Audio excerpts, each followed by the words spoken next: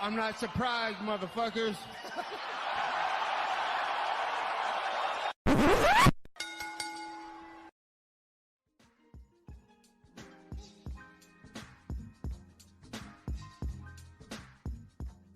What is up, ladies and gentlemen? Welcome back to Courtside Soundoff podcast. Once again, I'm Josh Soundoff. As always, welcome by the one and only man of the hour, too sweet to be sour. We're in a good mood this week. It's my friend and yours, Angel Ortega.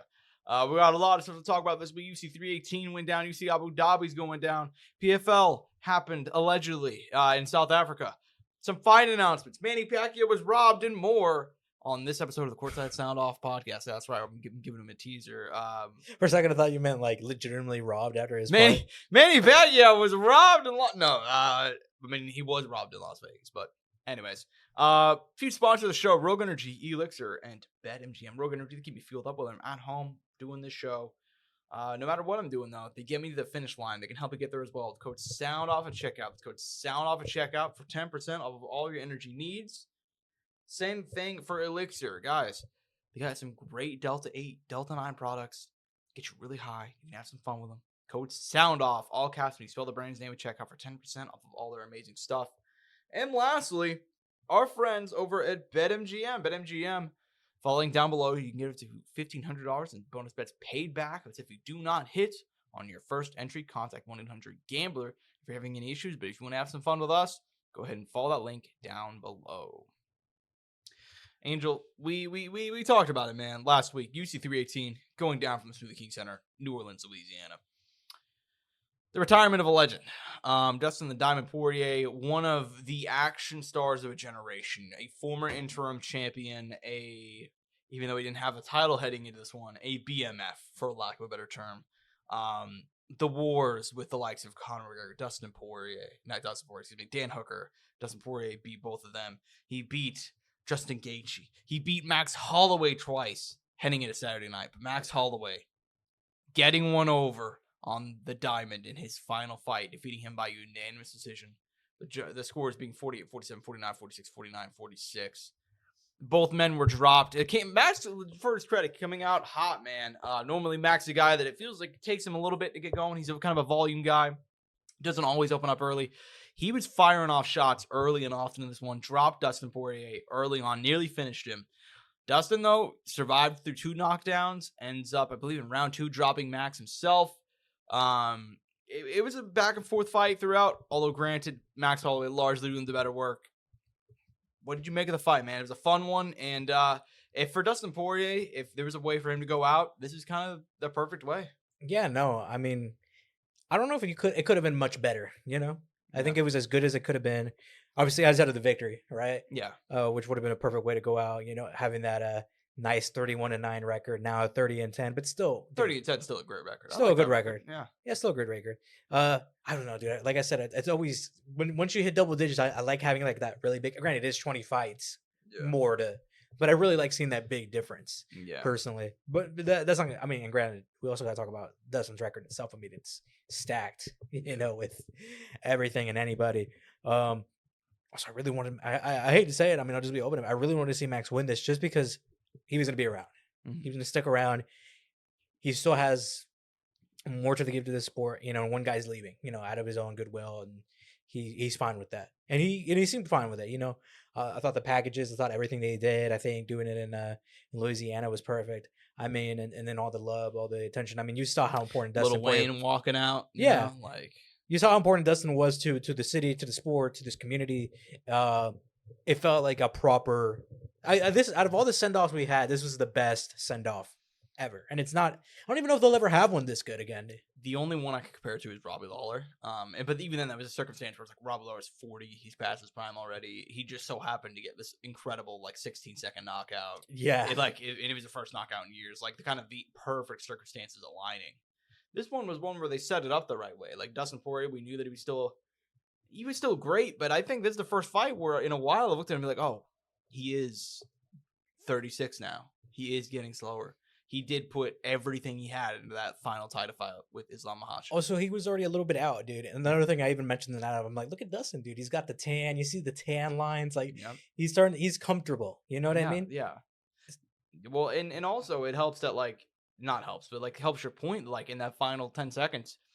They both point at the ground. They start swinging. Dustin lands a hook. Max lands like 6 shots. He's like, you know what? Fuck it. I'm not. Clutches up real quick. I really don't have anything to prove anymore, you know? Like, and he admitted as much post-fight. He's like, I took a few of those shots. I'm like, nah, we're going to wrestle a little bit, you know? So. And I get it. I was kind of like, I felt some type of way about it, but I was like, I get it. I get it too. I mean, it kind of showed, if anything, that like that is where he's at this point in his career. You know, that's kind of the only way to really say it. Like, he's not at that point where he's going to take that sort of damage, and I think he's aware of that. And in his final fight, why would you? You know, it goes both ways. You know what I mean? This is a war, but also he did, for the first time in forever, feel like, oh, he is trying to not go into the fire as much. Like, I think Dustin Poirier 5 years ago, we actually know Dustin Poirier 5 years ago. They're swinging in that final 10, you know? And, yeah, Max swung a lot. Max did the swinging, you know? Yeah. He looked great. Yeah, I mean, that's kind of the other side of this, right? Like, Dustin Poirier, obviously, retirement of a legend, yada, yada, yada. God, Max Holloway, first 2 wins at 155 pounds. Justin Gaethje, Dustin Poirier. In the full switch over, you know, because obviously competed before. But I mean, now as a full set featherweight, you know, intentionally I don't count fighting after this fight. I'm no longer counting Muffin Top Max. We don't count that rematch. It didn't happen. But his 2 first like official, like 100% commitment 155 bouts are a Justin Gaethje knockout in the 5th, a banger of a 5-round fight with Dustin Poirier, where he hurt him, you know, several times throughout the fight. I mean, this is the best like weight switch run so far, dude. And the fact that he's still going to add more to this. And by the way, we didn't even say it because obviously we wanted to give Dustin his flowers there to begin with. Max already aiming to fight Ilia Topuria at 155. Already wants that one back. What a guy. What a legend Max Holloway is, dude. I mean, we're talking about the fact, like, these are guys from the same era. You know what I mean? It looked like Dustin, obviously Dustin's 3 years older. But Dustin looked like he was like, oh, man, kind of old out there. He kind of looked comfortable. Max Holloway is at 33 and seems like he's only getting better. You know what I mean? He was such a different fighter than he was in the second fight. And that's not to say that in the second fight he was bad. In the second fight, he was the featherweight champion at the time, had won like 12 fights in a row. He was in the middle of that stretch where he'd beaten Aldo twice and he'd beaten, you know, so on and so forth. Had the Edgar fight already happened at that point? The Edgar fight happened after that one. He looked so good in that. He looked great in that one too. But the Brian Ortega fight had happened before that too. So he was looking prime Max Holloway. And yet, like, he's somehow evolving and still getting better. And, dude, he looked like a big 155er in there. He looked like, okay, we finally found the weight class. If there were any questions left, which I feel like ever since he beat Gaethje, there were none. But if there were any questions left on how Max Holloway should be a featherweight or lightweight, you're a lightweight all the way, brother. I mean, now ranked number 4 in the division, like you said, targeting Ilia Topuria. But you take a look at the division's in a really weird spot right now. Largely because we're still in a position where it's like, it feels like we're almost waiting on Islam Makhachev to presumably fight Jack Della Maddalena, because Danny kind of said in that press conference, like, hey, we might just book that fight anyway if Islam wins, you know, because that's such a big fight, Ilya versus Islam. What do you think could be next for Max Holloway, though, at this point? I mean, in front of him at this point, the people, Charles Oliveira, Arman Sarukian, and Islam Makhachev, who's not even a lightweight. Yeah. I mean, look, I think no matter what, he's going to have to wait, you know? I don't think he's next in line for the fight, especially because he just did lose to this guy. Granted, that was at 45, not 55. But there's so much going on with that title between those 3 guys. They're at the top, Ilya, Islam, and Arman, you know? Stuff needs to get settled out there. We need to see what's going to happen here in a few months because they haven't even officially announced Jack versus Islam yet, right? Yeah, correct. That fight still has no date. And I thought they were going to do that one in Abu Dhabi, but I guess not. Yeah, so we have no bare date. minimum, we're talking MSG at this point. Yeah. November. No date, no location, so that one's up in the air. And we don't know what the fuck's going to happen there, you know? Yeah. So a lot's riding on that. And I think the UFC's waiting on that too, to be 100% honest. Unless they do Ilya Arman this year, which if you're trying to have an Ilya Islam fight, there's one guy you don't want to see Ilya Topuria fight. It's Arman's rookie. He's the only guy I feel like at this point in the division, and you could have said this for the Islam fight too. I thought Arman's the only guy who could have beaten Islam, presumably giving him a challenge. I feel like we're in the same case with Topuria now. We're still kind of stuck in a standstill, you know? I feel like no matter what, though, I think Max is going to have to get one fight in between. And that's either going to have to be, at least in my eyes, just looking at the division, either Charles or Arman. Yeah. Yeah, and you know what, man? I don't know how much I like that Charles fight, because, look, if this was happening, I remember I wanted to see that fight back before they booked the Ilya one. I think at this point, I want to keep Charles away from the title picture for the moment. Have him fight a lower top 10 guy. He's had multiple title shots. I feel like we've been stuck in this pattern of just Justin, Dustin, and Oliveira fighting for the belt. At one point, it was Chandler in the mix too. You know what I mean? Like, it's those 3 guys just fighting for the belt over and over and over again. So I don't want to see Max versus Charles, because I feel like if Charles wins that one, you're kind of back to where you originally were. Because there's no way they run Max Ilya. No, I don't think so. I think it's kind of weird, right? Because you look at the division, Max, God, like they should just book Ilya versus Armand, but I really don't think they're going to. So because of that, you're kind of looking around. It's like, okay, Armand's an option for Max. Oliveira is technically an option, but I don't really see that one. It's like you already beat Gaethje.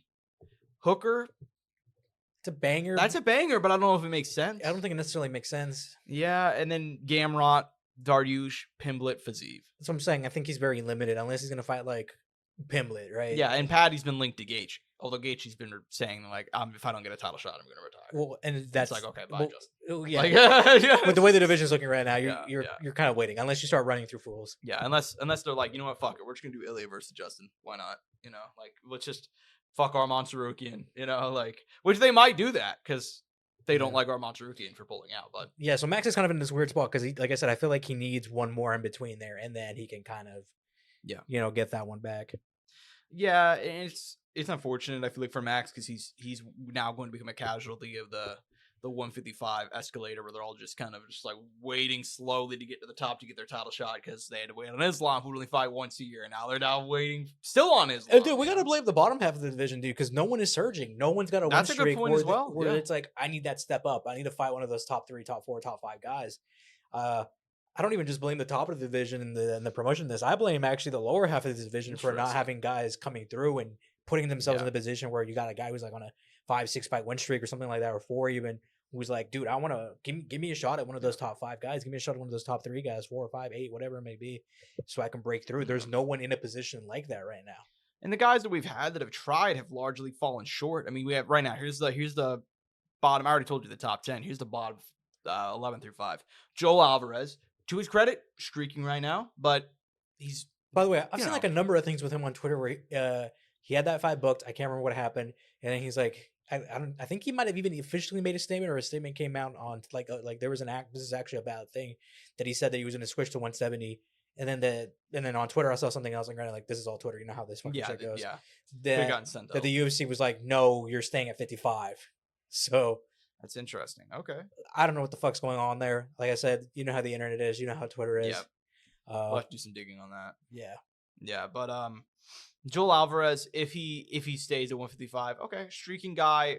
It's only a matter of time before he moves up at some point, but fine, very fun guy, young, tall, has a fun fight style. And there's a lot of good attributes. Yeah, that's a good one. Grant Dawson got knocked the fuck out by Bobby Green like 2 years ago. Like hella slow down his development. He's ranked not development, but his progression. He's ranked 14, and I don't even think he should be ranked 14. If you take a look at the names he's beaten since that Bobby Green loss, it's like, okay, they're just trying to push him. Benoit Saint-Denis. Gate kept. That's all you got to say. Gate kept. Dustin knocked him out. Moicano dominated him. Michael Chandler, who's 7,000 years old, somehow ranked. And then Moicano, Money Moicano, who I just referenced, at 11. Who's old. Who's like good, but old. But then at the same time, he's not a guy who's going to break through and probably beat any of those top 5 guys, right? Yeah, I mean, the Islam fight showed if there were any delusions on what his ceiling is, he shut that shit down within 3 minutes. So, yeah, and also just, I mean, the guy didn't take free money, man. How much you really expect that guy to, I mean, come on, man. Let's keep going. I know. I'm messing around, though. So, as far as the rest of the card goes, I feel like we spent Who else is in there, by the way, after that? I don't even... The top, so after, it's 10 Fiziev, 9 Pimblett, 8 Dariush, 7 Gamrot, 6 Hooker, 5 Gaethje, 4 Holloway. I mean, dude, you're really banking on Gamrot or Hooker to kind of break through and, like, break the... Yeah, and in the case of Hooker, he's already, you know... I mean, I guess he's never fought for the belt before. I mean, I guess that'd be a fresh guy, right? But I don't... It's a tough matchup, him against Ilya. I don't really know if... But, I mean, I wouldn't hate him versus Max, I guess. I mean, 3 versus 6. And to be fair, he is riding a 3-fight winning streak. He has done well. 50, like, dude, we've had this conversation, like, several times throughout the last maybe two and a half years. Yeah. Where 155 is, like, one of the most exciting divisions. At the top, though, it's, like, dude, it feels, I hate to say it, top heavy. It really does. And that's kind of the thing, too, is that this was almost... the whole thing, UC318, was like the closing the book on the action generation. That's what I'll call it. It's like from like the 2010 to 2025. You're talking like the guys like Dustin Poirier, obviously now retired. Justin Gaethje, he's right behind him. Eddie Alvarez is already done. RDA's done. Pettis. I mean, not RDA's not WWE. Pettis, Cowboy Cerrone, RDA should be done. Yeah, right. I mean, Benson Henderson, Jim Miller, Joe Lowe's. Even just guys who were like lower tier guys who were fun action guys from that era. Dude, they're all done. Even throw Bobby Green into me. Bobby Green's another one. He's gonna be retired soon too. Michael Johnson on this card. He's another guy. Chandler, maybe not in the UFC, but even then, like in another promotion. Exactly. He's another action guy. This kind of felt like the closing of the chapter because, like, and if you want to include Max in that, you can. I don't really view him like that, but like that's kind of the thing, man. Is you're kind of closing the door on that. So I get what you mean, and I don't know, man. It was a fun night, but you're kind of at 155. You need some of these new names to start coming through. Yeah, the mid pack guys are very much like mid pack. They haven't moved from the middle of the pack. The Fizieves, the Gamrots.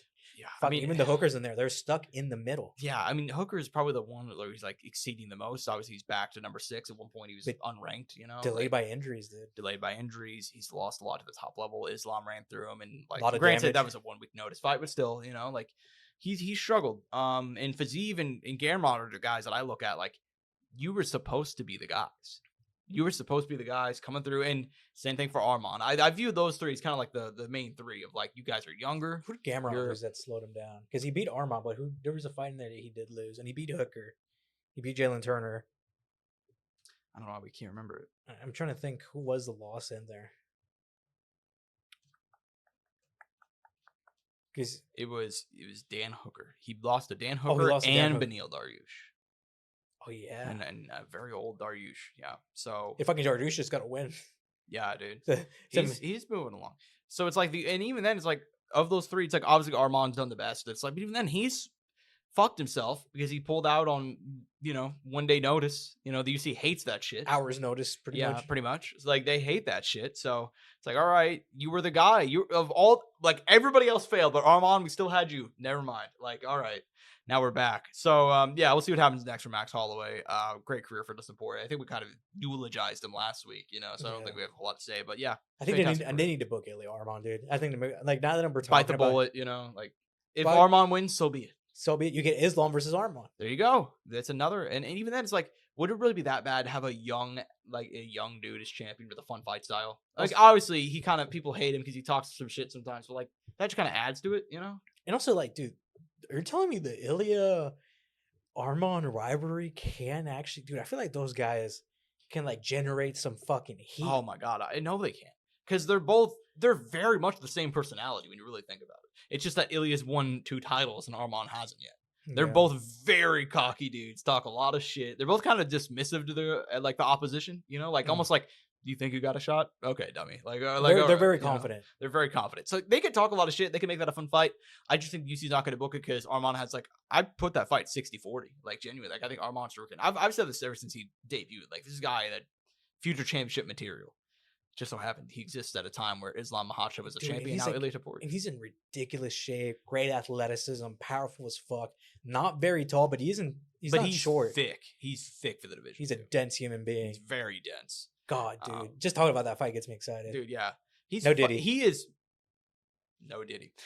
5'7", and he does not look 5'7" at all. If you would have asked me, I'm like, oh, he's like 5'10", 5'11". Like, he just carried himself with a taller man's energy. But yeah, dude, I mean, he's 22 and 3. Come on, UFC, book it. Give us Ilya versus fucking Armand, dude. In California. Let me see those payouts, goddammit. Literally, dude. 28 years old, like, in the prime of his life. The only loss in the last 6 years was to Mateusz Gamrot, and I thought that was a bad decision. So let's fucking see it, dude. By the way, I always say this. The pinnacle of a fight that shows how grappling can be fun. Dude, I know. The pinnacle of a fight that shows how grappling can be fun. Yeah. It's a great fight, man. Dude, the scrambles, the rolls, dude, I need to go back and rewatch that one. I mean, that is one of the better Apex fights. I think that one's, dude, that's important to like MMA history right there. I genuinely believe so. Like, that fight should be immortalized. Like, I would agree with you also because ever since that fight, Armand has kind of tuned up his finishing skills. He's finished everybody since Oliveira. He got 3 knockouts in a row after that one. He's riding a 4-fight winning streak. And yeah, man. And he, you know what? It's easy to forget that Oliveira fight. He was smashing him with some elbows on the ground too. Like, he was fucking up Charles Oliveira. God, that one deserved 5 rounds too. Yeah, dude. That's another one. So yeah, man. Ilya versus Armand should be next. Max Holloway versus Dan Hooker at that point, because that's an easy one. I guess you're right. I think the match might be Dan Hooker versus Max as a time killer, dude. Put that in the co-main event. Because realistically, it's like Oliveira is coming off a flatline knockout. Dude, I got he them. Needs time off anyway. They don't need 2 title fights on the card. 5-round co-main event. Dan Hooker, Max Holloway, 2 former featherweights. Yep.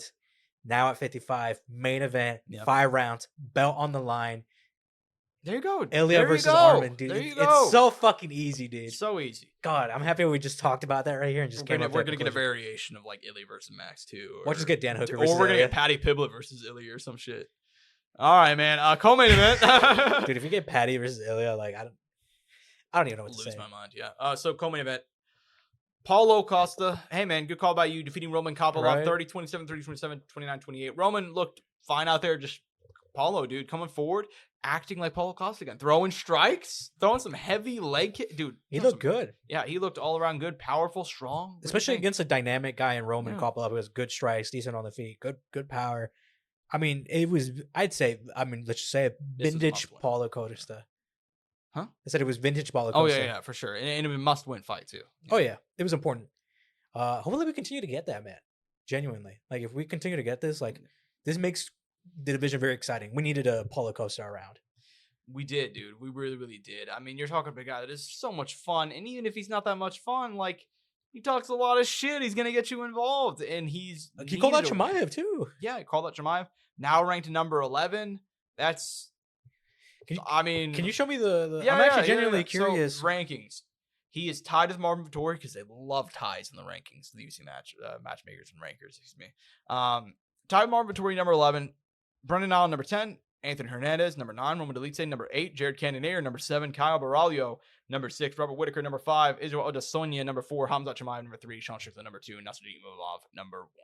The fact that Imavov is number 1 feels so wrong to me, but I guess it makes sense. Yeah. But he's just a guy that just unknowingly made it there, dude. And he beat Izzy, and he beat Izzy, but that's kind of credit where credit's due. I mean, he's done the thing, right? And he's kind of proven us wrong, but he's one that I'm like, I don't know if I'm sleeping on him. I don't know if I'm undervaluing him. Even whenever he beat Izzy, I'm like, I just don't see it. I just feel like Izzy's washed. Maybe we're blind. Maybe we are. Maybe we're blind. It's really hard to overlook getting like pieced up by like 6-day notice. Sean Strickland. Not even just that, but not being able to finish Roman Dolidze when he's gassed the fuck out. Oh my god, that too. Yeah, that's another one. That one was a bad look. That was a really bad look.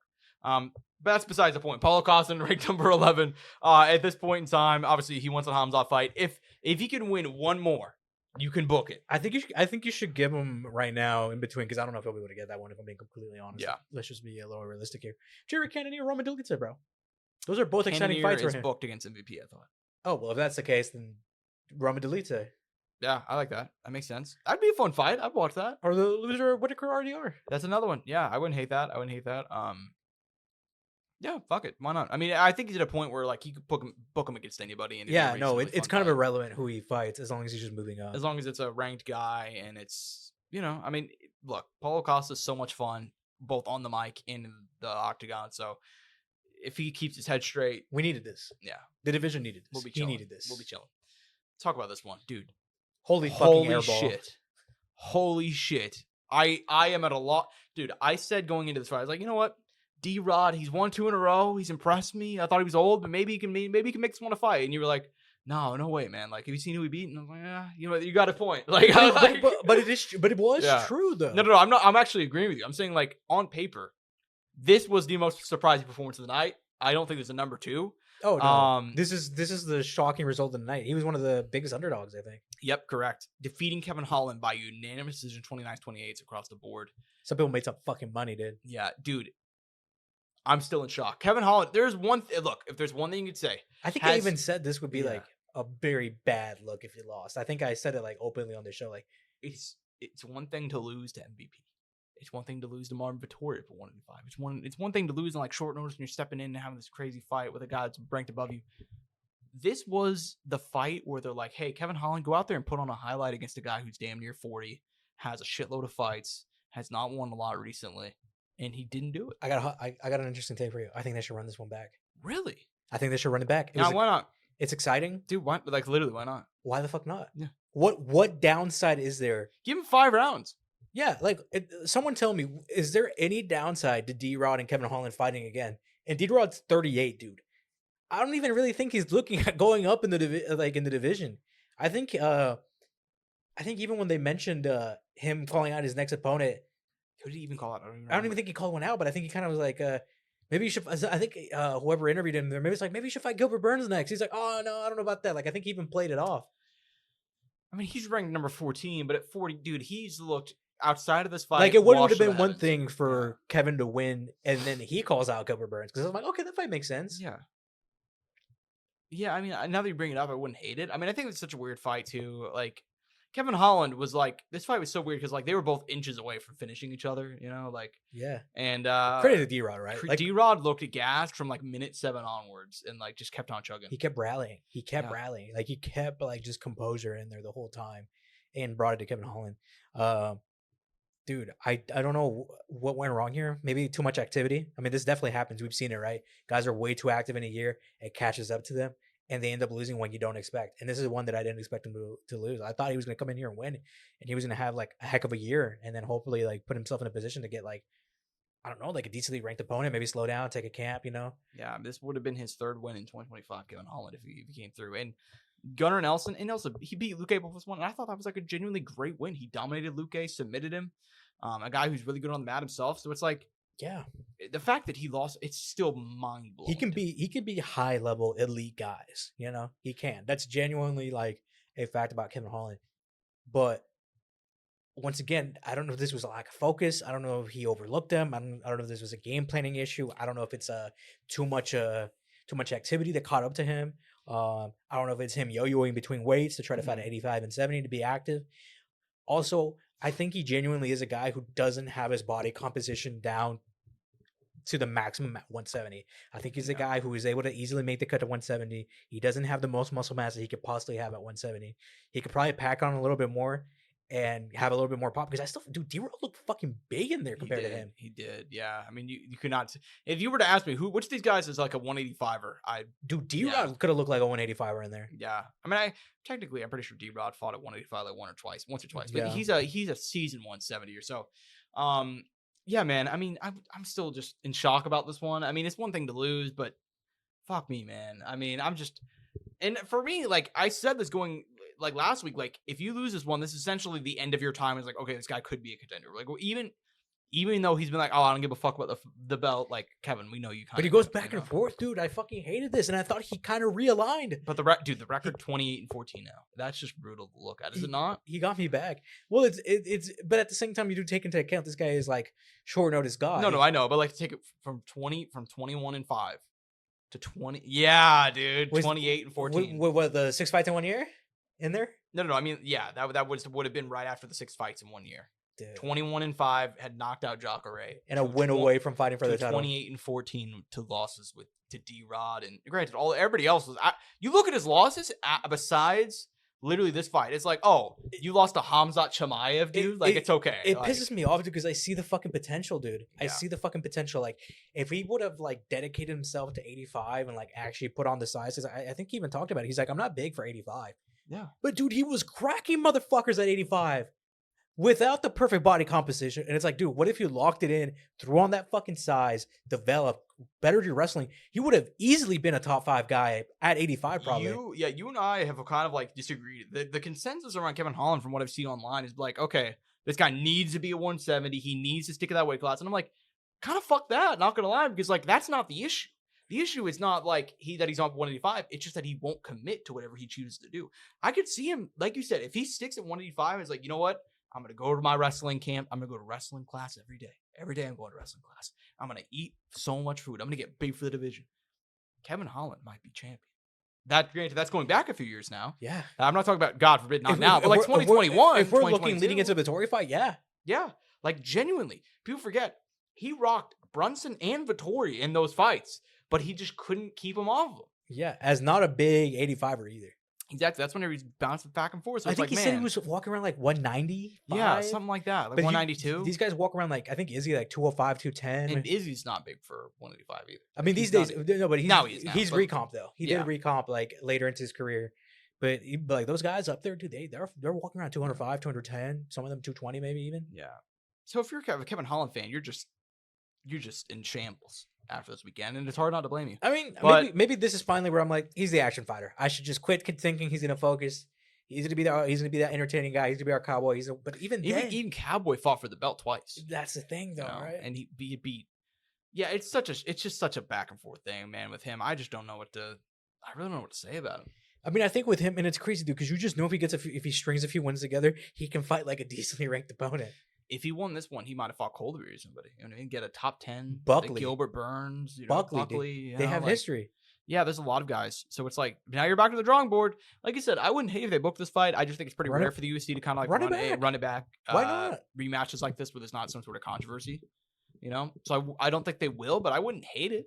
You know? Why wouldn't you run it back? That's kind of my whole thought process, you know? Yeah, because I don't know. What downside is there to giving these guys another fight or giving them 5 rounds? Or throw these guys, dude, if you're going to fucking Iowa, you don't got many options. Yeah, dude, yeah. What's the downside of throwing these guys on? You're not wrong. I mean, it was a really fun fight. It was an incredible fight. I mean, there were 3 fights on here that could have easily won one fight of the night. What do you think they're going to do to D-Rod? Do you think they're going to kind of use him as a gatekeeper, or do you think they're going to try to book D-Rod against like a Gilbert Burns? I think they're going to book him against somebody who's young on the rise. I think because he's there for the taking. I got you. Jake Matthews. Perfect time. There has never been a better time to do it.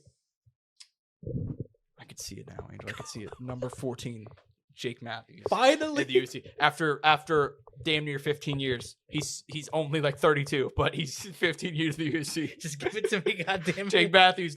Angel, the day that hits on the rankings page, that shit's gonna hit like crack, my boy. You know it is. Like, I gave him the best fucking booking ever right there, didn't I? Dude, and you know what's crazy is like he deserves it too. Like genuinely, 3 or 4 wins in a row. Like this guy's 38. But then what was the case like with Holland? And he just shits the bed too. Like then he didn't deserve to be there. It is what it is. 39-year-old D-Rod just keeps on stringing him along. Also, it's like, I mean, Jake Matthews doesn't know, like he's older. You know, he should fight an older guy too. You know, yeah. Like he's not old, but you know he's hitting this season, this experience. Important part of his career at an older age, where it's like he only has a few years. This is the prime position. It's the right fight. Plus that they're both stand-up fighters. Yeah, they're both stand-up fighters. Yeah, dude, they're both dogs. They'll both throw down. It'll be a good fight. And look, if D-Rod wins, he holds down his spot. And if Jake Matthews wins, he moves up. It's a win-win for both guys. Yeah, dude, I could easily see, you know. I could see Jake Matthews flipping the script on him though, just going out there and be like, "Yo, I'm gonna take this motherfucker down and submit him right now. Get that ranking. Go back to Australia." You know, dude. Like, no, I think it's a prime fight to make. Yeah. I love that. I'm so happy you said that. That's way better than a Kevin Holland rematch. Because I was trying to think. I'm like, who's outside 170 right now? You know what they're gonna do? They're gonna do Kevin Holland versus Jake Matthews. Yeah, dude. And then we're gonna have to watch Jake Matthews get set back again. Potentially. Yeah, potentially. What if Jake Matthews beats Kevin Holland? I actually would pick him right now. I'd pick him right now. Probably. But, yeah. With all the not before this fight. Not before this fight, but right now, yeah. Yeah, for sure. How about this one? Patricio Pitbull. He gets on the board 29-28 across the judges' scorecards. I know people hated this fight for a number of reasons. I actually didn't mind it. I didn't hate it. I thought it was Pitbull outpointing him. It's kind of like what like Patricio Pitbull is so fucking old. Dude, when he landed though, yeah, it didn't even seem like he hit him that hard. Yeah. And even when he was like pattering him against the cage, like pitter-patting him, I mean, those shots were hurting. Yeah. And it didn't seem like he was like bringing it. Dude, he was just, and it was causing some fucking damage. That is some insane power. Yeah. I mean, Pitbull carries a lot of power. And it's like, dude, God, I wish Prime Pitbull's in the UFC, but I'm happy that he's in there in general now. Dude, you know? I got to say it. And it hit me when I was there that night. He looks like the Frozen one. He looks like the Frozen one. That's funny. Am I incorrect? No, you're not wrong. You're not wrong. But here's the thing. Now he's ranked number 11. He's on the scoreboard, man, so to speak. Wait, I got some questions for you before we dive into go ahead. Actually, go ahead. Dude, how do you feel about the attack that he's received? Like online? Dude, not even from online. From the commentary, from former fighters talking about his fight. I mean, they're like, this. They're like, well, this is the UFC. You know, this isn't Bellator anymore. You know. And to that I say, and dude, we're talking about intelligent guys. Then why is damn near 39-year-old Patricio Pitbull ranked now in the UFC? Then? Dude, but we're talking about guys like Daniel Cormier, TJ Dillashaw. Here's the reality. It almost seems like they got no, and I don't know if they did or didn't, but it almost seemed like they got paid to talk shit about Pitbull. Dude, this is a weird thing. And I think it's because Chandler came in and Chandler put on so many fun fights and he exceeded expectations. Whether you can argue did he exceed expectations because he didn't really beat anybody at the peak of their prime and he never won the belt? You could argue whatever you want. But he put on some bangers. In terms of entertainment value, he exceeded expectations. Pitbull is kind of doing the opposite of that, and I think because of that, even though he's winning fights, he's just not. People aren't fucking with him as much. And once again, I don't think people are realizing we're getting an aftermarket version of a lot of these guys. We're not getting these guys. Oh my god! I literally argued. I argued with somebody at work. Like I said, it was like last week, but like, dude, like your current job? Yeah, it was just a chat. It wasn't like a huge thing. It wasn't like actual art. No. It was like, yeah, we were talking about it. It was like, oh, Pitbull is like all these Bellator guys, they just can't hack at UFC. I'm like, well, I mean, no, not really. I mean, Michael Chandler was old. Pitbull is really. I mean, Pitbull's a 38-year-old featherweight. But dude, let's talk about guys who have found success. Volkov, Mean Machine now. Kevin Holland's a Bellator vet. Yeah, Holly Holm's a Bellator vet. You know what I mean? Like there are some people who they don't think of as being Bellator people. And it's like Buckley's another one.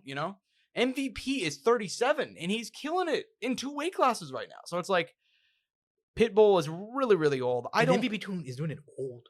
Yeah. Well, and Pitbull's just so old to me. It's like I can't really blame him for this, dude. Like, also, let's give the context. This is a 5'6", 67-inch reach, 38-year-old, 145er. Yeah. I mean, like, dude, I think he's actually exceeding expectations. Yeah, I mean, you and I both thought he was gonna get fucked up by Yair, which he did. And I picked him though, but I picked him on the hope that maybe he could come through. Yeah, I didn't think he would come through. This one, I thought like this is a solid matchup for him. This should have been the matchup, the debut. This should have been the original matchup for the debut. Yeah, and it's like now you're in the win column. Let's see what we can get, man. Because you look at the top of the division: John Silva, Yusuf Zalal, Josh Emmett, Aljamain Sterling, Lerone Murphy, Brian Ortega, Arnold Allen, Yair, Diego, and Mosar. I wouldn't hate to see him against any of those guys, honestly. No, they're all fun fights. I think him versus Josh Emmett would be a really fun old guy fight. I wouldn't hate that. Both guys who not swing and bang, but carry heavy power for the division. And I think Josh Emmett, dude. I mean, that's literally gonna be who lands first, right? Literally, yeah. I think that'd be fun. By the way, dude, when Pitbull got and it's so crazy too, because when Pitbull throws, dude, and when he's actually going for takedown, dude, he looks fucking good. Like you see the power, you see the explosive, dude. The takedowns. We're gonna talk about it in a bit. Let's talk about this guy in a bit. I mean, he's in the Manny Pacquiao phase of his career where it's like, I only got 7 minutes of gas in me, 8 minutes of gas in me, and I'm going to use all 7 or 8 throughout various points of the fight at the exact moment. Do you think that's what it is? He knows he has to pick and choose? I think he really does because, like, dude, he's 38, and it's not just the fact that he's 38. He's been through so many wars. He's fucked up his body a lot, too, from 155 to 145, 135, back to 155, back to 145. Like, he's done this multiple times, dude, so it's like... In over 40 fights. All right, we're back. After Josh shit his granted, I also shit my brains. I mean, you know what? I'm feeling a little bit under the weather after that one. I might need to go make myself a Rogue Energy. I may need to go and get hydrated. And you can do that too. It goes down, but check out. Anyway, so yeah, we're still on the UFC 318 main card. Michael Johnson, Daniel Zellhuber, dude. Another holy fucking airball. Turning the clock back, MJ, man. Shout out to him, 29s, 28s across the board. Like I said, just the hand speed, man. Even at 39 speed kills. And, man, I really thought they were setting up Michael Johnson here. But now he's at a point where it's like... He won 3 in a row, right? Could he get a ranked opponent at the age of 39? He's won 3 in a row, 4 of his last 5. The only loss being to Carlos Diego Ferreira.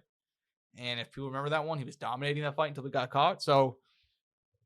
fuck it. I mean, I don't know who we'll get, but it should be genuinely a big name or a He's fun kind fight. of like doing a Bobby Green moment here. You know how Bobby Green snuck into the bottom half of the 15 at one point? Yeah. He might do the same thing right here. Yeah, man. I mean, I don't think he's going to get into the rankings. I mean, we talked about that. By the way, have those two ever fought? Almost feels criminal if they haven't. Right? No, they have not fought. I think you're right. That's crazy. Okay. Bobby Green, Michael Johnson, give it to me. Okay, yeah, we booked it then. We booked it. Yeah, there we go. Perfect.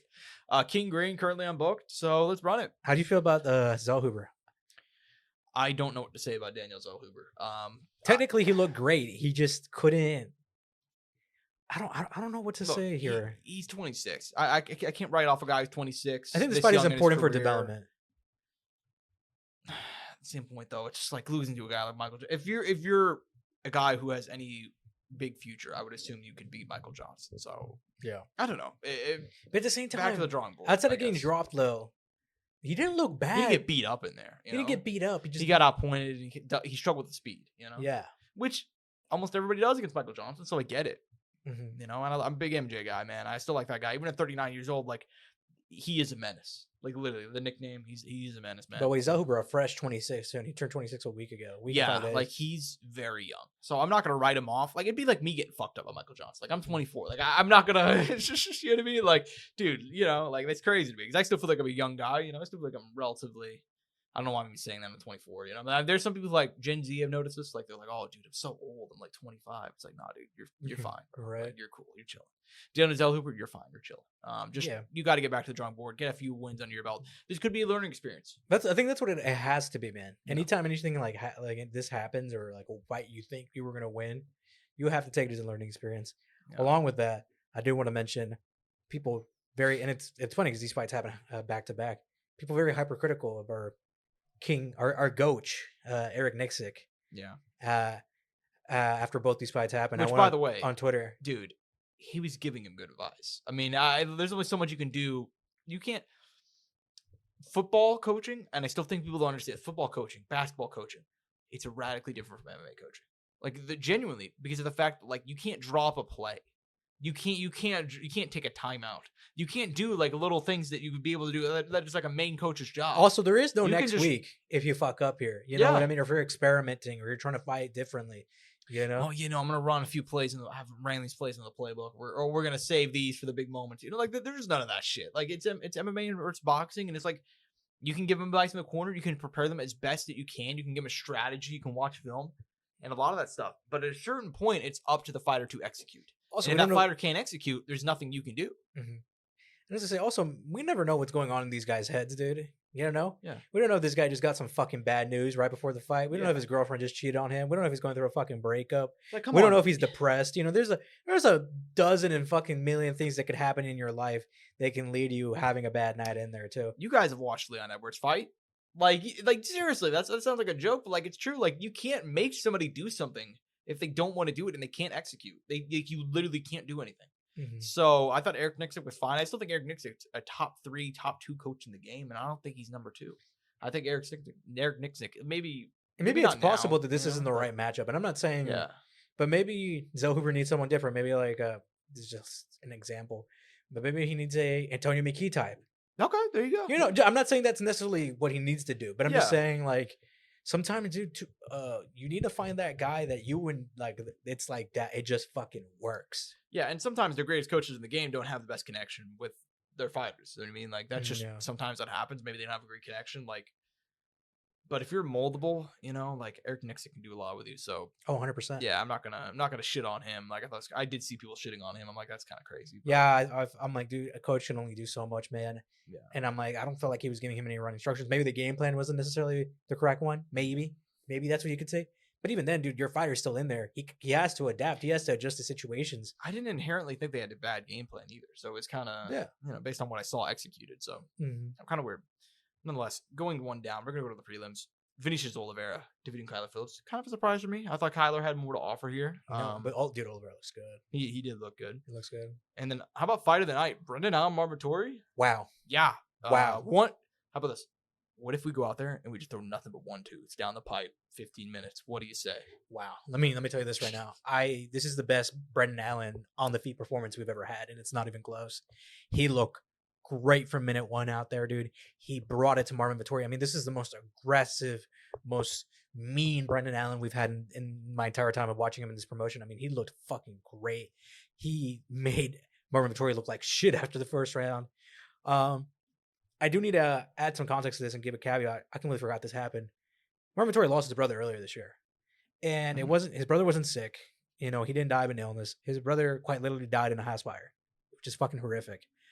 I don't know how intelligent it was to fight. And I don't know if he's over it. I don't know if, I don't know mentally where he's at, right? It's impossible to say. Maybe he wanted to do this. Maybe he felt ready to come back.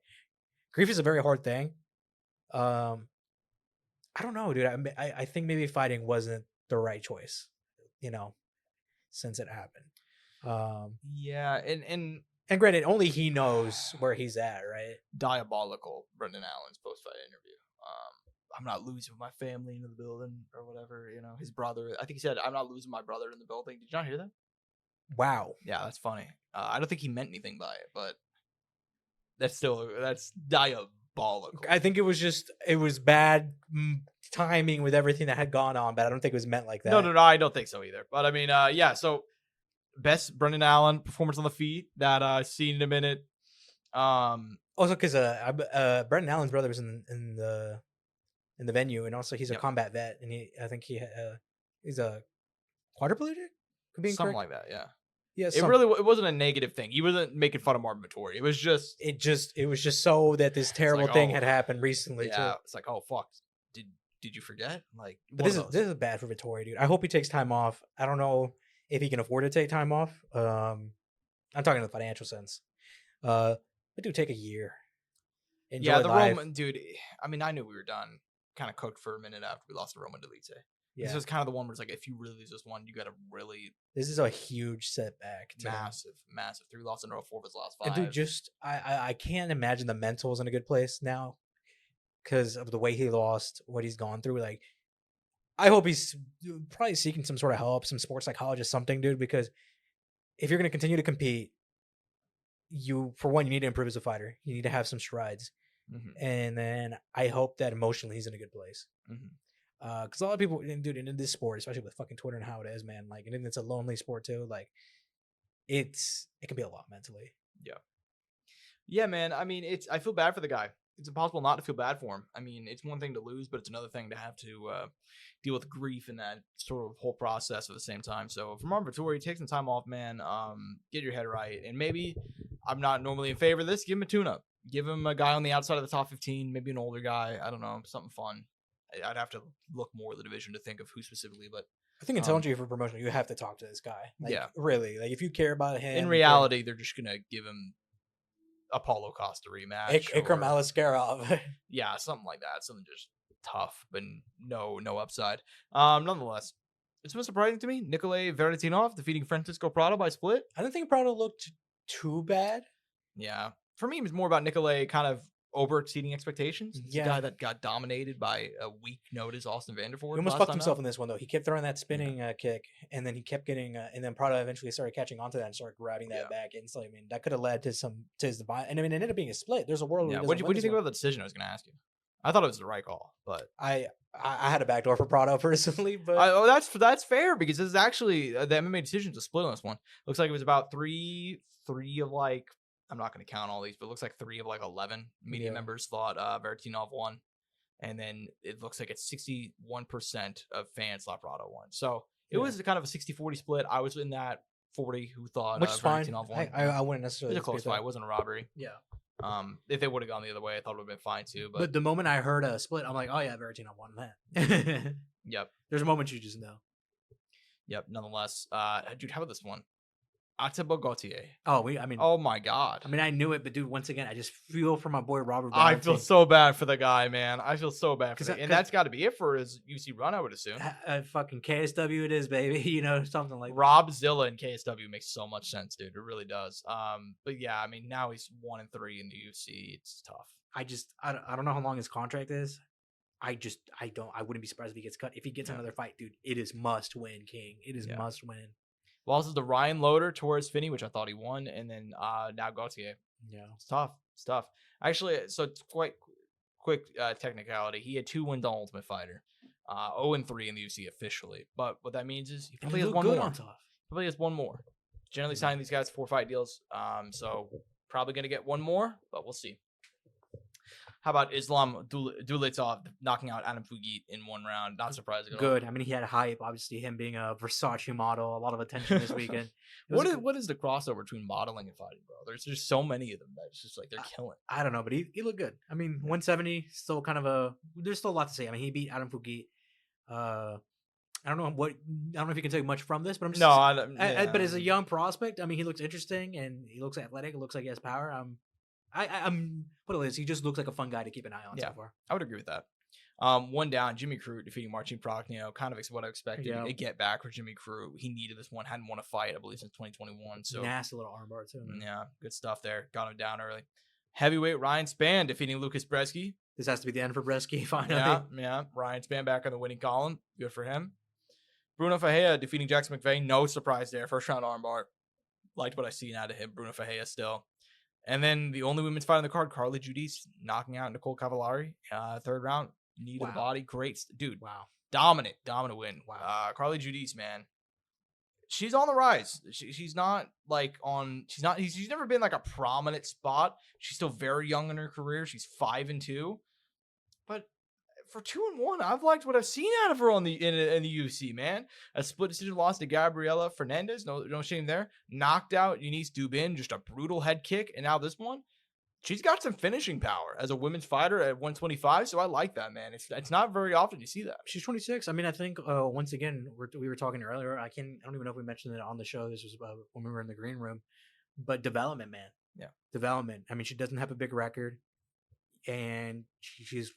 If you look at her wins, they're all finishes. Yeah. So, gotta give her time. I think give her appropriate matchmaking. Don't push her too hard, and you might have something here, man, down the line. Yeah, shout out Crispy Carla Judy's, man. Great nickname. By the way, she was from Louisiana too. So yeah, that was kind of cool to see. Another Louisiana vet fighting on here. Cool stuff, man. Cool stuff. Good for her. Good for Dustin Poirier. Closing out UFC 318. Give me your letterbox rating, Angel, out of 5 for the whole card. Collectively, I mean, this might be a little high, but I had a lot of fun. I mean, we're talking pay-per-view strictly the whole card. I feel like we normally do pay-per-view, but I'm gonna go whole card for this one. Why not? I am gonna give it, and it's just because I haven't had this much fun in a long time. I gotta give it like a 4-3, 4-4. Genuinely, I had that much fun on it. I had a lot of fun too. The night started off hot with several finishes. Granted, it getting delayed and stretched out. The finishes always fucking sucks. Just to be open about it. Once again, I don't know what the UFC does it. I mean, I'm sure there's TV deals, some programming. You think, fuck that, dude. Come on, just get this shit going. Yeah. people got shit to do the next day. Come on, guys. And then it was just, I was genuinely just interested in a lot of the storylines and a lot of fightings on the card. Personally, this was the funnest card of the year for me so far. Yeah. Yeah, man. I would say this is one of the better ones of the card. I gotta give one of the better cards of the year. I gotta give it a 4-2. I thought it was a very fun card. I loved the main event. Like, this was a card heading into it too. It's like you look at that main card, like, oh, this could be all action. Like, these fights don't have a lot of relevancy to the top of the division, but sometimes you don't need that. You just need fun fights or something that people cares about. And the UFC lately on the pay-per-views, I tend to have, like, they'll have 1 to 2 of some variation of that, and then just nothing else that matters. This is all fun. There's a lot of fun. Not a lot of super relevant fights, but yeah, man. And then just the rare closeout, like you could not have retired Dustin Poirier any better than that. They very rarely give stuff to the guys who deserve it. So we got to give credit when it's due. So hopefully they can keep on doing this for, 5 years down the line when Max retires, or 6 years down the line. Like, do the same thing. Do this for. They won't do it for Justin Gaethje because it looks. You think Max gonna retire at 38? I could see him. I think he'll retire before 40. I hope so. Yeah, I hope so as well. I could see him retiring at like 37, 38, somewhere around there. Nonetheless, I don't think it's going to be like a Manny Pacquiao type or some shit. God. But maybe he will. I don't know. He's a Hawaiian. They're crazy, dude. They fight forever, so I don't know. Nonetheless, though, we do have another UFC card to go over because we have a UFC Abu Dhabi going down this Saturday night from the Etihad Arena in the UAE. The main event, Robert the Reaper Whittaker, 34 years old, kind of in a stop and start, for the last few years, right? Ever since he lost the UFC title, he came back, rallied so hard back after losing the belt to Izzy in 2019, and he got back to a second title shot, and he lost. And it was a very close fight, but he lost. He earns his way back to a title eliminator against DDP, huge favorite, and then he loses. He wins a couple in a row, including knockout Ikram Sakharov, who makes his way back to another title eliminator who loses. Well, now he's in a position where he's ranked number 5. He's facing the rising RDR, Rene de Ritter. Same age, but de Ritter, obviously, somewhat new to UFC, 3-0 in the company. I'm not a big fan of the phrase fraud check, but he sent the man back to wrestling. He knocked out Bo Nickel in April, kind of ended his hype train, and now he's getting this fight, man. I think it's a massive step up to go from Bo Nickel to Robert Whittaker.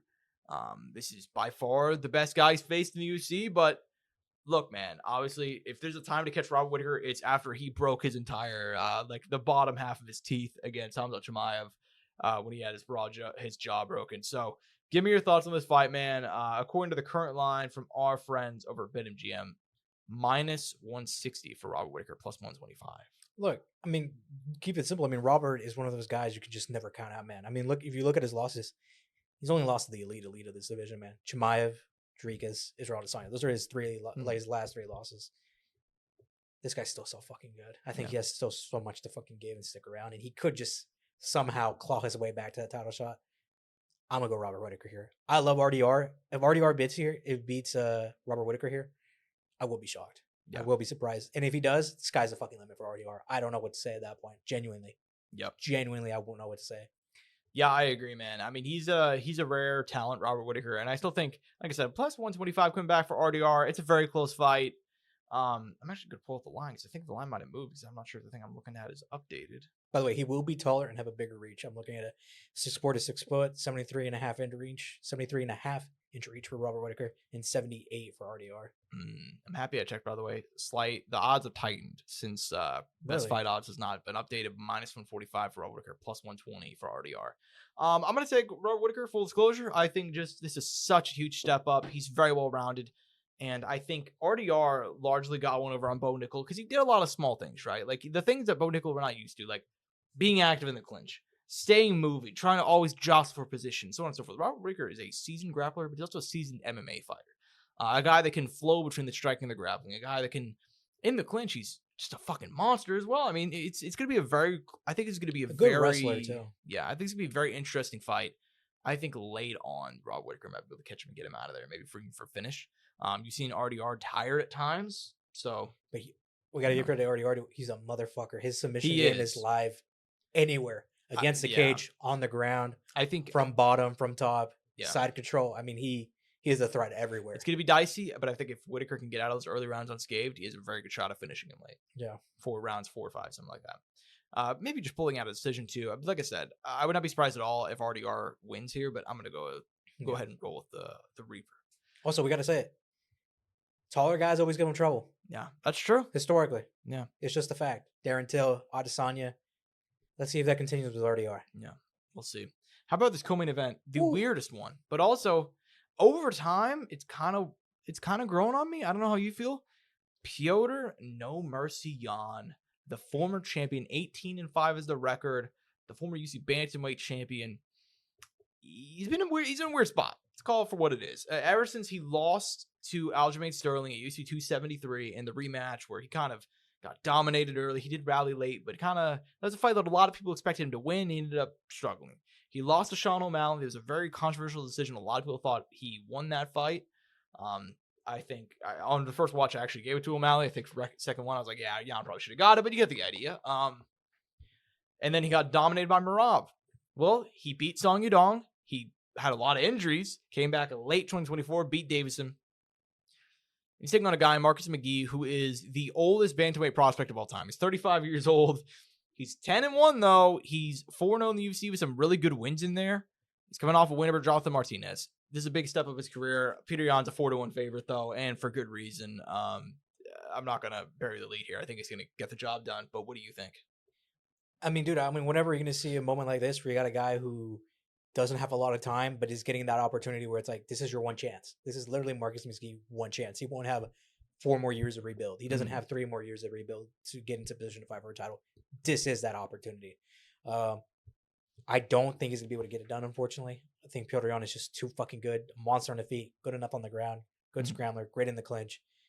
McGee's good, dude, but this is his hardest opponent. I mean, Jonathan Martinez is a good win, but I mean, you look at it before that. Gaston Bolaños, who, I mean, primarily a stand-up guy who had trouble on the ground, Granted, the fight didn't get finished on the ground. He finished on the feet, but still. JP Bays, who got bombed out of the UFC, and Jordy Newsom, which is a good win to start off your career, but, I mean, not someone you're necessarily looking at to do, big things in this division, So, it's a tall task. But look, if he can fucking do it and he wins here, fuck, dude. What can he do, right? So, yeah. I mean, he'll shake up the division in a way that we've never seen. I'll tell you what. But I mean, Piotr should be the favorite. He is the favorite. He's younger. He's better. It is what it is. Yeah, man. I think and he's a more seasoned guy too. Yeah, there's a lot going into this one. Like, it's one of those things. Like, it's growing on me in the way that, like, good for Marcus McGee. I hope he maximizes his performance though. I think he will. I think he's a very powerful guy. He's very well rounded. Excuse me. Decent gas tank from what we've seen. But there's just such a step up, man. I mean, he's never faced anybody half as good as Piotr Jan. And Peter Yan he's seen it and done it all at this point, approaching his mid-30s. So it's like, it's a struggle, man. It's a struggle for me to see Marcus McGee pulling this one out. I mean, he comes out of a good camp. He's out of the lab. Like, he gets some good looks. And there. I think he's going to do everything he can on Saturday night. I just don't think it's going to be enough. And that's unfortunate reality, but that's the case for a lot of guys. So I hope he kind of proves us wrong, though. I'm actually rooting for him. because I want some new blood at 135. Also, whenever, we're gonna whenever you're gonna see a 35-year-old who, Yeah. or a guy who's in his later 30s coming in, or early 30s coming into the promotion, get ranked quick, and then get an opportunity at a top 3 guy. Yeah, like. And after this, you could call for a title shot. It's pretty unprecedented. Yeah, and he would actually deserve it because it's like, dude, take a look at the rest of the division. It's like, fuck.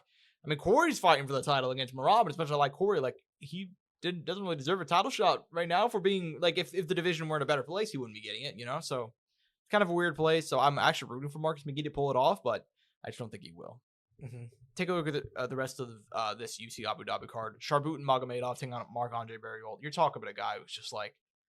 They're like, okay, you know what? We really got to dial this back. Because to get it dominated by MVP, who's not even a 185er, yeah, they needed to take a step back with him. And I'm happy. This is a good fight. It should be a fun fight. Marc-Andre Barriault is a seasoned veteran at this point in time, 35 years old, coming off that brutal. I mean, he murdered Bruno Also, Silva, it's we know at this point that it's hard to put Shar Magomedov outside of the UAE. Yeah, it's very difficult because for many reasons. So, we'll see what happens. It should be fun. I mean, there was a point in time where it's like, maybe this guy just has secretly really good wrestling and maybe he'll just do this and he's just actually that legit.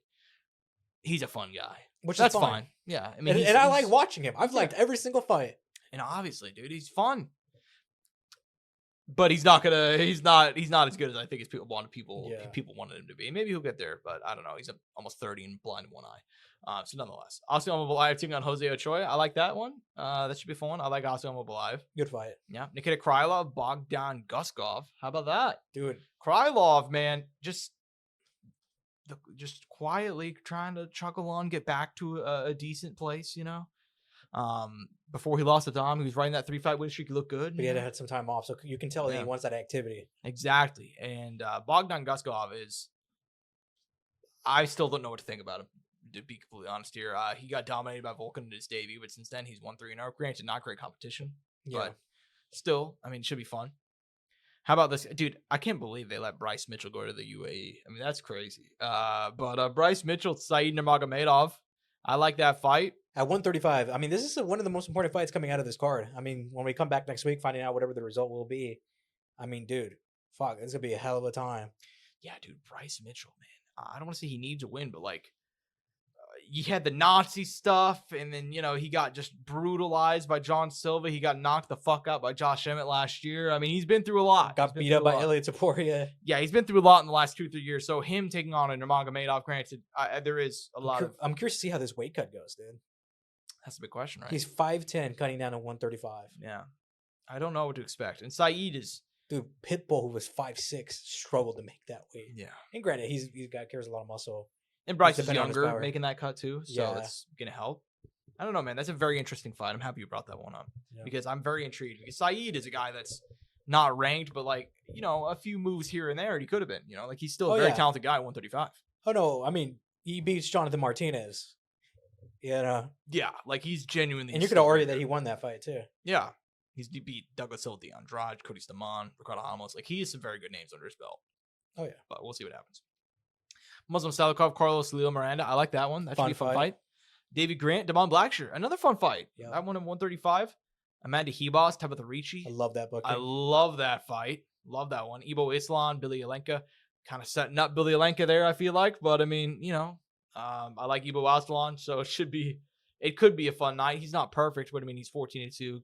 Kind of lost to Kudilaba. Kind of feels like a get back for him. Muhammad Yahya taking on Stephen Nguyen at 145.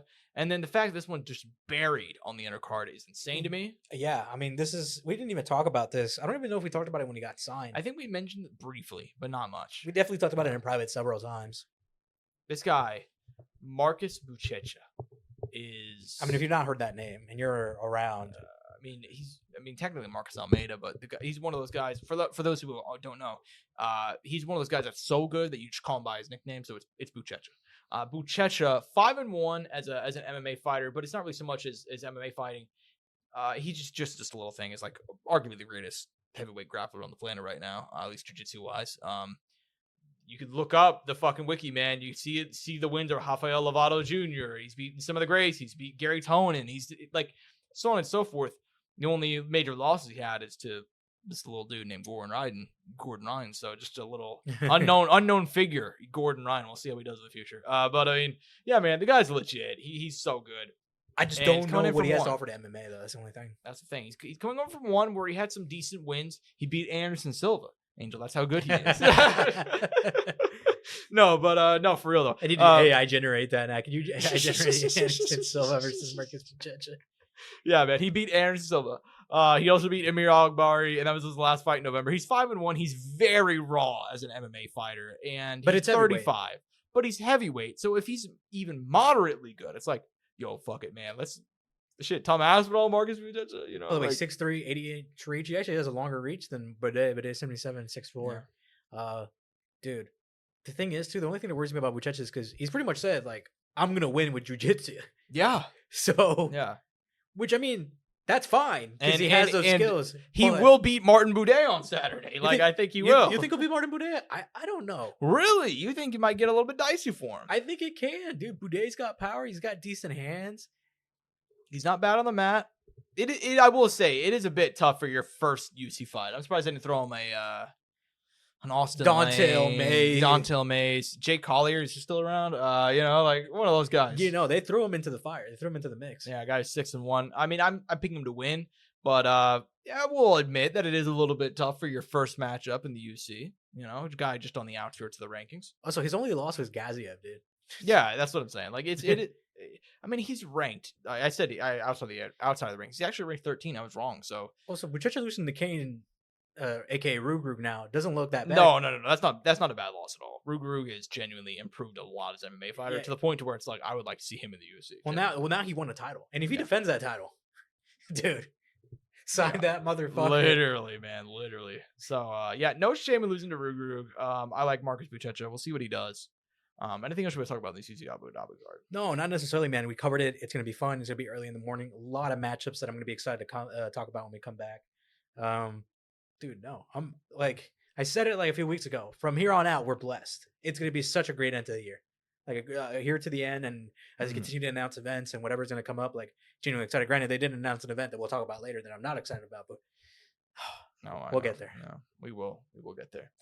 Nonetheless, man, couple of things we got to go over before we bounce out of here. PFL Cape Town going down Saturday morning, and it's time for you to kind of talk about your boy because I think we just glossed over this one pretty quickly. Dakota Dietrich getting the job done. You know, AJ McKee, he got the job done. Well, I mean, when you talk about that one a little bit more, he didn't just get the job done. He looked like he was bagging for him. Yeah, he did. He looked great out there. His hands were great. He looked great on the ground. And on top of that, dude, he was fighting a guy who comes from the school of Habib. Or the school of Abdul Manap, you know? Abdul Manap, yes. Habib in the corner, by the way, to even top it off. Which yeah, dude. I'm sure that's a lot of pressure too on a fighter. Guy who was good on the ground himself. I think all his fights, like his main finishes came through, like they were all submissions, I think. Yep. No, dude, AJ looked fucking. He looked real. I mean, he looked real good. I mean, it was night and day from his last performance.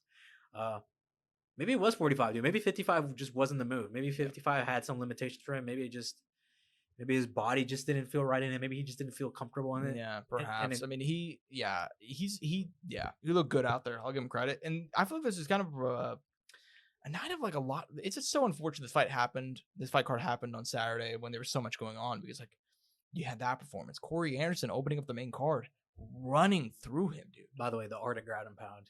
Man, yeah, dude. When do you ever see motherfuckers doing anything like that these days? By the way, the Corey Anderson heavyweight experiment, I want to see where that goes. Dude. I do want to see where that goes. He looked good. He was 6'3", 239, I think 240. Like he looked good at heavyweight. Look good, yeah. Dakota Dietrich running through Sumiko Inaba. I love me some Sumiko Inaba. I knew this one was a match for her from the get-go, but goddamn, she showed some heart. And even in the third round, getting in there, she'd get in the clinch, just throw like 6-7 shots to the body. You know, like she maximized what she could do. Exactly. I thought she did about as well as she can. But that main event is obviously the story of the night because Castillo von Steen is my fight of the weekend personally. Yeah, defeating Johnny Eblen, submission win with seconds on the clock. Wow. You talk about a guy who was a huge underdog. 16-3 coming into this night, had lost the big ones to Douglas Lima, lost to John Salter. You know, like he'd struggled at the top level. And for a few rounds, he was still struggling. Johnny Eblen running through him, especially early. But in the final 7 seconds on the clock, Angel gets a rear naked choke win, puts Johnny Eblen to sleep. and new PFL middleweight world champion. Angel, give me your thoughts, man. Dude, I was moved by this fight. Genuinely, I teared up a little bit, and I knew the result of this fight just because it was so fucking beautiful. Mm-hmm. I told Josh in the green room before we started recording, I'm like, dude, the fight was way more fun to watch knowing the result, because going into it, it doesn't seem like it's in the head in that direction. And then it was like a fucking movie, dude. The drama, the fucking action, the emotions you're fucking going through watching it. I mean, it was genuinely the most animated I had been watching a fight in a while. And even this past weekend with all these great fights, like genuinely for me, it was my fight of the weekend. And if you haven't watched it yet, please go to the ESPN app, which got my opinions about these days. But oh, I know, man, I feel it. But take time out of your day, watch this fight. It's a fucking banger. And even knowing and I'm not a big fan of rewatching fights, especially if I know the result. I really am not. But I even was going into, I'm like, man, but I already know how it happens. And then watching it, dude, it was even better with that context. Yeah. It was even fucking better. Yeah, man. It was good stuff, man. I mean, I was impressed and also just happy for the guy. Like, it's been a while since I've had one of these fights. It's like, you know what? Fucking ain't good for him. You know, like, this is not a huge fight, but like the PFL, the South African fans were just going crazy in there, dude. Like, they were fired up. Great crowd. They were hot all night. And to have that moment, good for Castillo Vonstinas. Maybe they'll run a rematch next. We'll see. Johnny Eblen called for it. I think at this point, he's 16-0. I had the Bellator title for a long time. I think he should run it. But yeah, man, great stuff from Castillo Vonstinas. I did not expect that. That was one of the best fights of the weekend. But to move away from the recaps, because we actually have a lot of announcements, Angel. A few from the UFC, and then also some from Misfits Boxing, which we'll close out the show with because they're incredibly depressing. Dude, I forgot about that, yeah. Yeah, me too, until I saw it on my feed. UFC 320, Dana White getting out on Instagram this week, dropping his nuts on the table, saying, hey, guys, here's some fight announcements. No, you want some fights. Here's some fights. UFC 320 going down early October. Going to be headlined by Magomed Ankalaev versus Alex Pereira 2. Co-main event, Merab Dvalishvili, Corey Sandhagen, and then also Yuri Prochazka taking on Khalil Roundtree, also on the main card. I feel like two of those fights we kind of knew, and the third one makes sense. So I don't have much to say about that as much as I do to say and talk about this next announcement. UFC 321, Abu Dhabi, and the UAE later that month. Tom Aspinall sat around for damn near 2 years to face Ciryl Gane in his first title defense. This will be the fourth title fight for Ciryl Gane. Obviously, he won the interim one a few years back, lost to Ngannou, and then got dominated by John Jones. Since then, he beat Sergey Spivak, I believe, and then had what many believe to be arguably the worst decision of 2024 whenever he defeated Alexander Volkov by split decision. Last pay-per-view of the year. Angel, you and I have some opinions about this. None of them are good.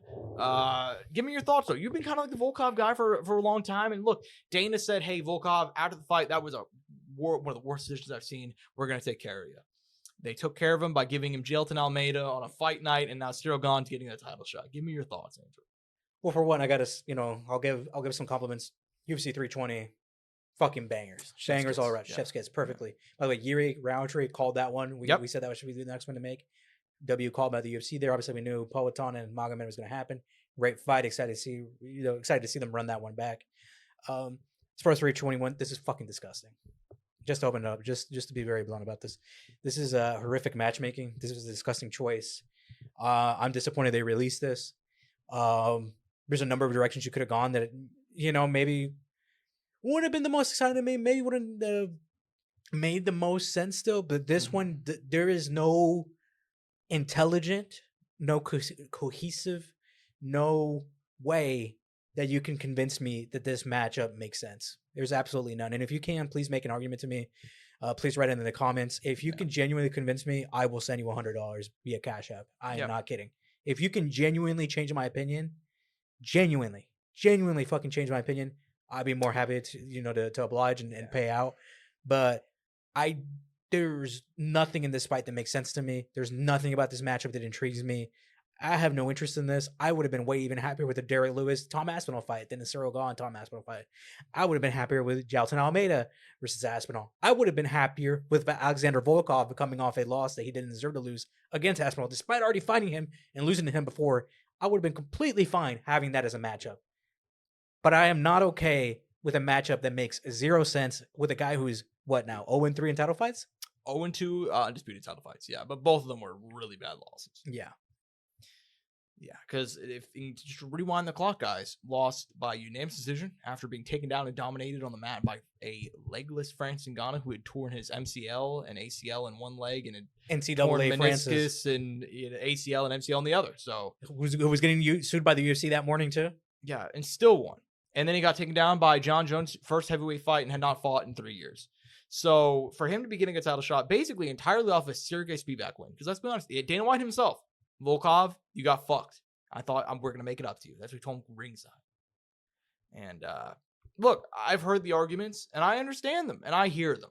I get it. The division doesn't have a lot of contenders. You run through the top 10. Look at it. He's already beaten Volkov, who's number 2. He's already beaten Pavlovich. He's already beaten Blades. He's already beaten Tybura. He's already beaten, I believe, who else? Is it Spivak, I think? He's beaten a lot of the guys in the top 10, okay? I get it. But Ciryl Gane has been destroyed in 2 title fights already, just in the past 5 years.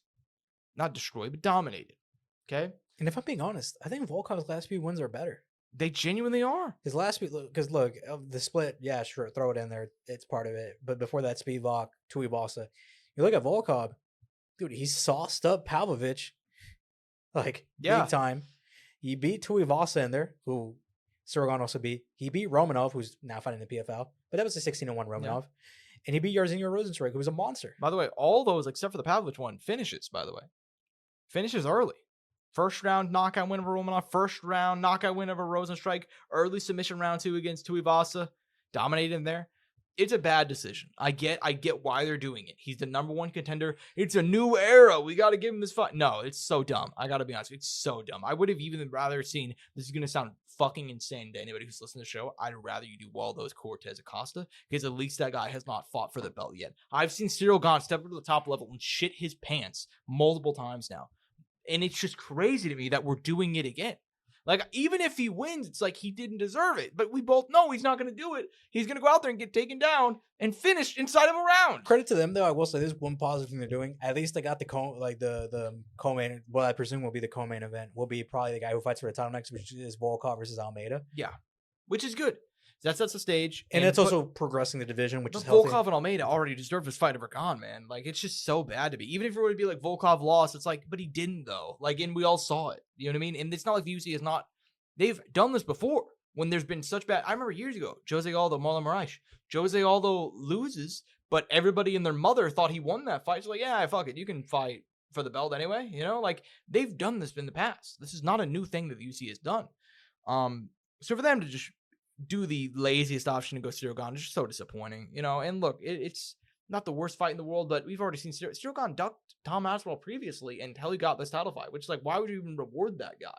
He avoided him on the way up, and now you're going to reward him with a title shot after he fought, you know, fucking Spivak and a robbery winner for Volkov? I kid you not. I think if they would have ran Tom Aspinall, Volkov, and did Gane, Almeida in the co-main event, I would have been happy with that. That would have been perfect, almost ideal. Yeah. You know what I mean? Because it's like the guy who won the fight, won the title, eliminated Volkov. And then you could set up the winner to fight, you know, next. And if he gets through the grappler in Almeida, then like, dude, yeah, you deserve that title shot. And I also think they could have gone Almeida versus Aspinall. You've even seen Tom Aspinall tested in the grappling that way. And Almeida's won 2 in a row as well. So it's just all around bad matchmaking to me. But it is what it is. You said it earlier. Just my thoughts. UFC 320 rules. Yeah, pretty. There's 320. UFC 320 is pretty fucking awesome. 320 is so good that it's like, oh man, well, I'm not gonna buy 321, but you know what are you gonna do? Yeah. So there we go. That's all I got to say about it. It's upsetting to me as a diehard Volkov fan. But and even if I weren't, that's just a bad decision. But what are you gonna do, Angel? I have something to talk about with you, and it's not good news. Misfits 22. Titled King of Thrones. There's multiple title fights here. Because, like, what does it really mean, right? But, dude, they're going all in on the MMA aspect. And here's the thing. Misfits boxing. You remember what I said? I was like, dude, the Misfits title fights actually have... Or the Misfits titles actually have less value than a WWE title. They really do. They really do. Because, dude, and also this... Bridger weight. Oh my god. So anyways, Misfits is really going all in on the MMA. They've only had a few events this year, and after their last one, they're kind of like, okay, we're gonna reel this in. Mavs, Taylor, and the gang, they're like, yo, we're gonna take a few months off. We're gonna recalibrate, and we're only gonna try and make really big fights, the best ones we can make, and with certain people who have a certain skill set, and yada yada yada. So that means it's presumably getting rid of a lot of influencers because there's a lot of MMA guys, you know. So in the main event, 2 MMA guys, Darren Till, Luke Rockhold. Luke getting that bag. I kind of like it. It's weird. It's fucky, but I kind of like it. I gotta be honest. It's the Taco Bell late at night. You're getting the spiced potato soft taco. Guy Fieri. You're getting the stacker. Trash can nachos. That part I actually like. I think Luke Rockhold, at this point in his career, he's old, but he's not too. He's 40 years old, and you've seen in the few fights he's had since leaving the UFC, he's still got it. You know what I mean? Like, he knocked out Joe Schilling. The Mike Perry fight was a war. Even the Paulo Costa one before he left, that was a war. He still got it at 40 years old. Darren Till should still be in the UFC right now, but he decided to. He left at the time whenever this crossbar boxing shit was really big, and probably thought he can get a big payday, and now he's just fighting in Misfits. And I'm sure he's making fine money, but not as well as you probably expected, right? The co-main event's sacrilegious. I mean, this is just disgusting and makes me want to puke. I'm actually curious to see how this plays out, but we both know how it's going to play. But it's like it's going to be bad. It's like me hiding behind those curtains and looking. You know what I mean? It's like NASCAR comes on the TV and it just Dale Sr. just goes straight into the wall. Like, you can't turn away. Like, Jesus Christ. By the way, anyways, our boy Saul Poppy, aka Nathaniel Bustamante, hasn't been training with Team Manny lately too? I believe so, yes. He has been. He's actually been training with Team Manny for I think a year or two now. Yeah. He's a guy that I wish kind of made the jump. Not because I think he's been like I'm not saying world champion, but like he's a guy who I think overexceeded this level. Yeah, I agree with that. So I would have liked to see him just, hey man, fight on some undercards of these and see how far you make it. Build up a record, and then if you hit a bump, so be it. Yeah, he's 4-2 at this point. With some decent wins over like former MMA guys like Josh Bruckner, and then he obviously had the losses to Anthony Taylor and then Slim Olivar, which no shame in that one because that fight he was tuning him up for 3 rounds and got caught. It just happens, especially when you're inexperienced as a boxer. He's won 2 in a row since then, and he's taking on Tony Ferguson. Tony Ferguson, 7 losses in a row, 8 losses in a row in the UFC. Granted, in MMA, not boxing. In MMA, this will be his boxing debut. Okay. Exhibition too, right? Not even like professional. Oh God, yeah, Misfits fights. They're on BoxRec. They've been on there for like a year now. They got the sanctioning cleared or whatever. So yeah, thank God, right? Because that's what we need. Right? Yeah, right. So this makes me want to puke, bro. I'm gonna be honest with you. And I love Tony Ferguson. I love Tony Ferguson more than I love a lot of MMA fighters. And also, we kind of like Saul Poppy here. I actually like Saul Poppy a lot. I'm agree with you. I think like of the influencer boxing guys, he's the least annoying and the most fun to watch. And for me, it's like fucking hey, that's what you want out of these dudes, right? Like. I don't like Logan Paul. I don't like the Pauls. I mean, KSI is kind of cringe now to himself. I mean, you're not a big slim guy. Either. Not a big slim guy. I mean, Saul Poppy, and also I respect it. You know, he was a big fat guy, man. He lost all the weight. It's like and look, I've as a former fat ass myself, as a seasoned pop up the picture right here. Right. As a seasoned fat man, because I'm like 190 right now. I might look a little bit big right now, but I used to be like 240, 250. I was in that ballpark, so.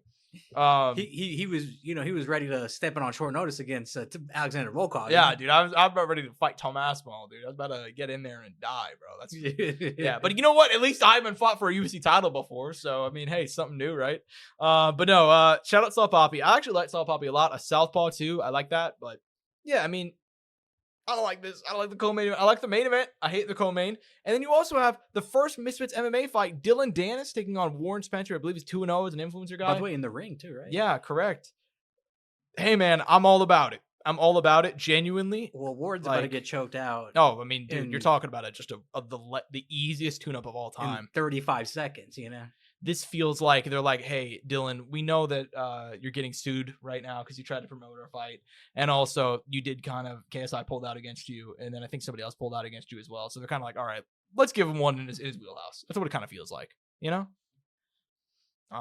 Also, I think they just want to experiment, right? Like, they also want to see how, like, the MMA fights go. And they've been talking about Misfits MMA for years now. So I'm happy they're doing it. It should be fun. Yeah. I like it. I fuck with it. Because nowadays, there's guys who, I mean, dude, it's kind of fucked up, right? Our boy Overflow. There's another guy, yeah. Who's been asking for an MMA fight. Dude, I can't believe they didn't do Dylan versus Overflow. I think that makes so much sense. But that's why I'm saying, like, it's kind of, it feels like it's too I kind of like that. I mean, I know Dylan's got the accolades, but just, hey.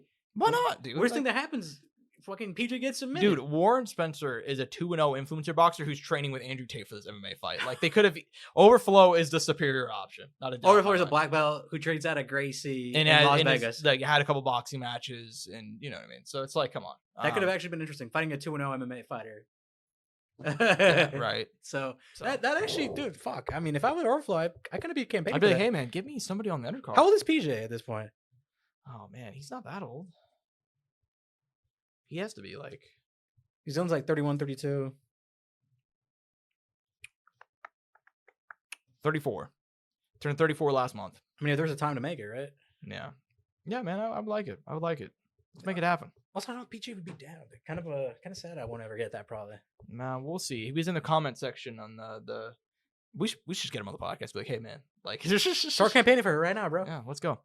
Anything else we talk about before we go ahead and close out, though, man? No, dude. I mean, it was a packed week. I wouldn't even get into boxing. I mean, I know we're running short on time, but that was... I mean, if you guys watched any combat Manny Pacquiao specifically, like, that was... insanity. I thought he won that fight. I'll say that up front. I thought he won 7-5. I thought it was a clean 7-5, too. I think you could even give it him 8 rounds. But, yeah, I mean, it is what it is. Congratulations to all the winners this weekend. Fucking Sebastian Fundora. Not even great fight. Great fight, but not even just that, but getting accepted into Harvard. A modern day renaissance man. Sebastian Fundora. 6 foot something fighting at fucking... a towering inferno. By the way, what a family, bro. Sister, 22, and she's like the unified, what is it? I think women's... I don't know the weight class. I'm sorry. But you get the idea here. Like, just what a family, bro. Honestly, they're killing it right now, man. Good for them, man. Yeah, good for them. And they're good people, too. So you love to see that sort of stuff. Hope you guys enjoyed, though, this episode of the Courtside Soundoff podcast. I'm Josh Soundoff on Twitter. He's at Angel Ortega _01 at Courtside Sound for all things related to the show. Hope you guys enjoy this episode. Peace.